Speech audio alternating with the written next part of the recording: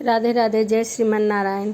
चलिए आज मैं आपको कार्तिक मास की कथा का अध्याय 19 सुनाती हूँ। राजा पृथक ने पूछा, हे नारद जी, अब आप यह कहिए कि भगवान विष्णु ने कहाँ जाकर क्या किया और जलांधर की पत्नी का पतिव्रत किस प्रकार से भ्रष्ट किया। नारद जी बोले, जलांधर के नगर में जाकर विष्णु जी ने उसकी पतिव्रता स्त्री वृंदा का पतिव्रत भंग करने का विचार किया। वो उसके नगर के उद्यान में जाकर ठहर गए और रात में उसको स्वप्न दिया। वह भगवान विष्णु की माया और विचित्र कार्य पद्धति थी और उसकी माया द्वारा जब वृंदा ने रात में वह स्वप्न देखा कि उसका पति नग्न होकर सिर पर तेल लगाए महिष पर चढ़ा, वह काले रंग के फूलों की माला पहने हुए है तथा उसके चारों ओर हिंसक जीव हैं, वह सिर मुड़ाए हुए अंधकार में दक्षिण दिशा की ओर जा रहा है, उसके नगर को अपने साथ समुद्र में डूबा हुआ इत्यादि बहुत से स्वप्न देखे। तत्काल ही वह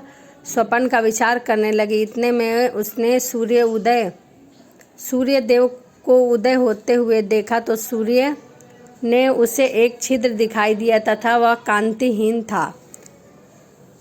इसे उससे अनिष्ट जाना और वह भयभीत हो रोती हुई छज्जे अटारी तथा भूमि कहीं भी शांति को प्राप्त न हुई। फिर अपनी दो सखियों के साथ उपवन में गई, वहाँ भी उसे शांति नहीं मिली। फिर वह जंगल में निकल गई, वहाँ उसे सिंह के समान दो भयंकर राक्षस को देखा, जिससे वह भयभीत हो भागने लगी। उसी क्षण उसके समक्ष अपने शिष्यों सहित शांत मौनी तपस्विनी वहाँ आ गया। भयभीत वृंद उसके गले में अपना हाथ डाल उससे रक्षा की याचना करने लगी। मुनि ने अपने एक ही हुंकार से उन राक्षसों को भगा दिया। वृंदा को आश्चर्य हुआ तथा वह भय से मुक्त हो मुनिनाथ को हाथ जोड़े प्रणाम करने लगी। फिर उसने मुनि से अपने पति के संबंध में उसकी कुशल क्षेम का प्रश्न किया। उसी समय दो वानर मुनि के समक्ष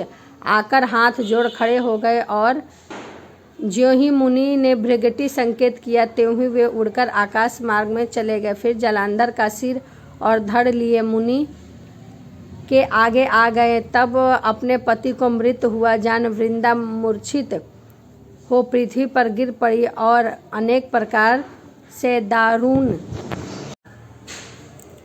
दीजिए पतिव्रता दैत्य पत्नी ऐसा कहकर दुखी सासों को छोड़कर मुनीश्वर के चरणों में गिर पड़ी। तब मुनीश्वर ने कहा, यह शिवजी द्वारा युद्ध में मारा गया है, जीवित नहीं हो सकता, क्योंकि जिसे भगवान शिव मार देते हैं वह कभी जीवित नहीं हो सकता। परंतु शरणागत की रक्षा करना सनातन धर्म है, इसी कारण कृपा कर मैं इसे जलाए देता हूँ। नारद जी ने आगे कहा, वह मुनि साक्षात विष्णु ही थे जिन्होंने यह सब माया फैला रखी थी। वह वृंदा के पति को जीवित करके अंतराध्य हो गए। जलांधर ने उठकर वृंदा को आलिंग किया और मुख चूमा। वृंदा भी पति को जीवित हुआ देख अत्यंत हर्षित हुई और अब तक हुई बातों को स्वप्न समझा। तत्पश्चात वृंदा सकाम हो बहुत दिनों तक अपने पति के साथ विहार करती रही। एक बार सूरत एवं संभोग काल के अंत में उन्हीं विष्णु को देखकर उन्हें दंडित करती हुई बोली, हे पराई स्त्री से गमन करने वाले विष्णु, तुम्हारे शील को धिक्कार है। मैंने जान लिया है कि मायावी तपस्वी तुम ही थे। इस प्रकार कहकर कुपित पतिव्रता वृंदा ने अपने तेज को प्रकट करते हुए भगवान विष्णु को श्राप दिया, जिससे माया के दो राक्षस मुझे दिखाई दिए थे, वही दोनों राक्षस किसी समय में तुम्हारी स्त्री ला हरण करेंगे।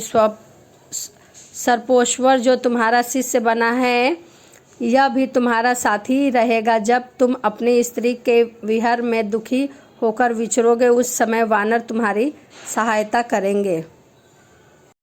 ऐसा कहती हुई पतिव्रता वृंदा अग्नि में प्रवेश कर गई। ब्रह्मा आदि देवता आकाश से उसका प्रवेश देखते रहे। वृंदा के शरीर का तेज पार्वती जी के शरीर में चला गया और पतिव्रता के प्रभाव से वृंदा ने मुक्ति प्राप्त कर ली।